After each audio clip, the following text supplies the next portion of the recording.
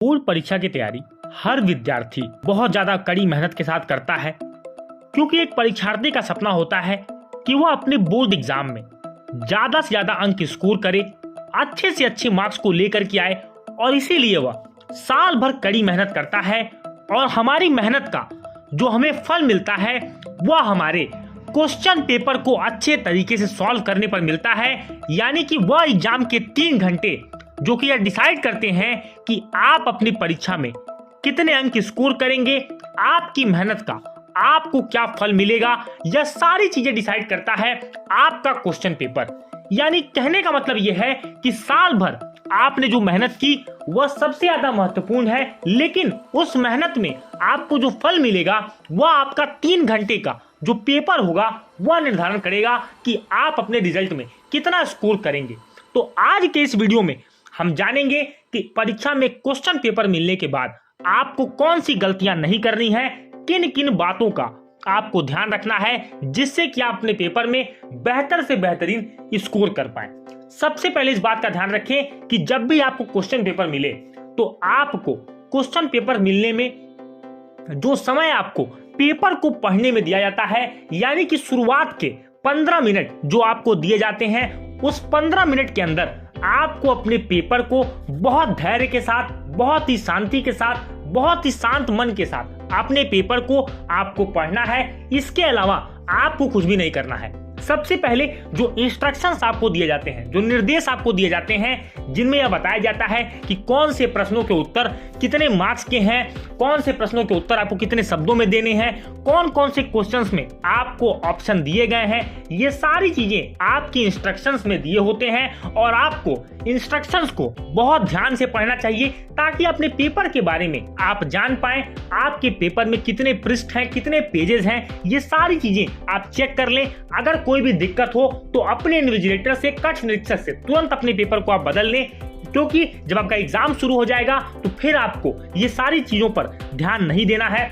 दूसरी बात जो आपको ध्यान रखनी है वो यह है कि जो आपको 15 मिनट दिए गए हैं, इसके अंदर ना तो अपने पेपर पर आपको कुछ लिखना है, ना तो अपनी नोटबुक पर आपको कुछ लिखना है, सिर्फ अपने पेपर को अच्छे तरीके से आपको पढ़ना है। उस 15 के 15 मिनट में, उस 15 मिनट का हर मिनट, हर सेकंड आपको अपने पेपर को पढ़ने में देना है।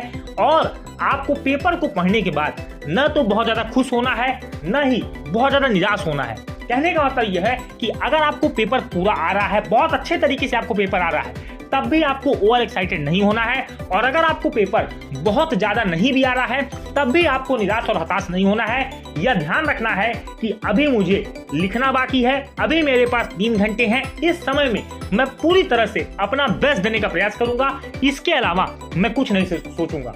अगली बात ध्यान रखें, जब आपको क्वेश्चन पेपर मिले तो आपको अगली जो योजना बनानी है वह है कि आपको यह ध्यान रखना है कि वेयर टू स्टार्ट।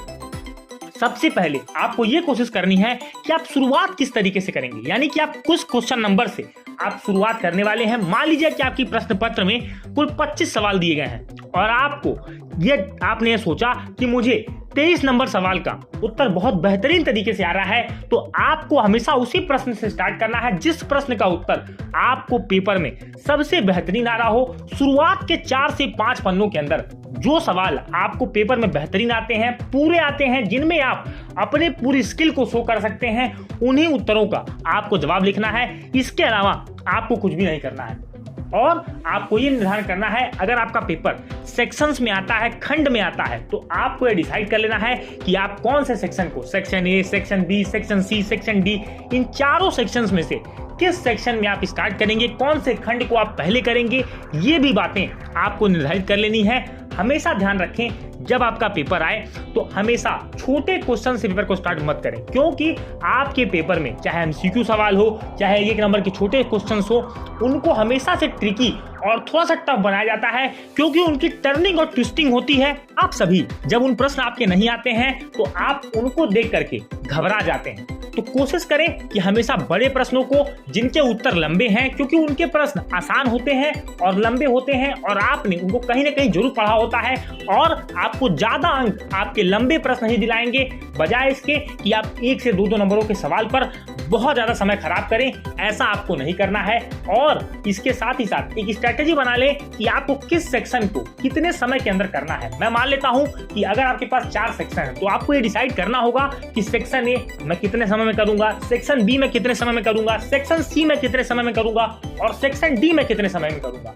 तो आप अपने पेपर को उस पूरे टाइम के अकॉर्डिंग अलॉट कर लें, डिवाइड कर लें। हर सेक्शन को जब आप खत्म करें आप 10 सेकंड 20 सेकंड का पॉज लें, फिर एक नई आप डीप ब्रेथ लें, फिर एक नया स्टार्ट करें। इसी तरीके से आपको अपने पूरे पेपर में चलना है और अंतिम में आपको ये देखना है पेपर को खत्म करने से पहले कि क्या आपने सभी प्रश्नों के उत्तर दिए हैं या नहीं, सभी प्रश्नों को आपने अटेम्प्ट किया है या नहीं।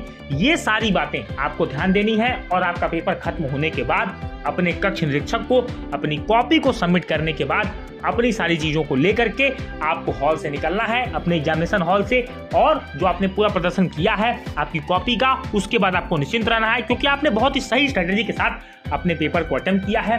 उम्मीद है कि यह वीडियो आपको आपकी जानकारी में, आपकी क्वेरी को सॉल्व करने में सफल रहा होगा। वीडियो अच्छा लगा तो वीडियो को लाइक करें। चैनल पर अगर आप पहली बार आ रहे हैं तो चैनल को सब्सक्राइब करें, नोटिफिकेशन बेल को टैप करें। मिलेंगे अपने अगले वीडियो में, तब तक के लिए जय हिंद, वंदे मातरम।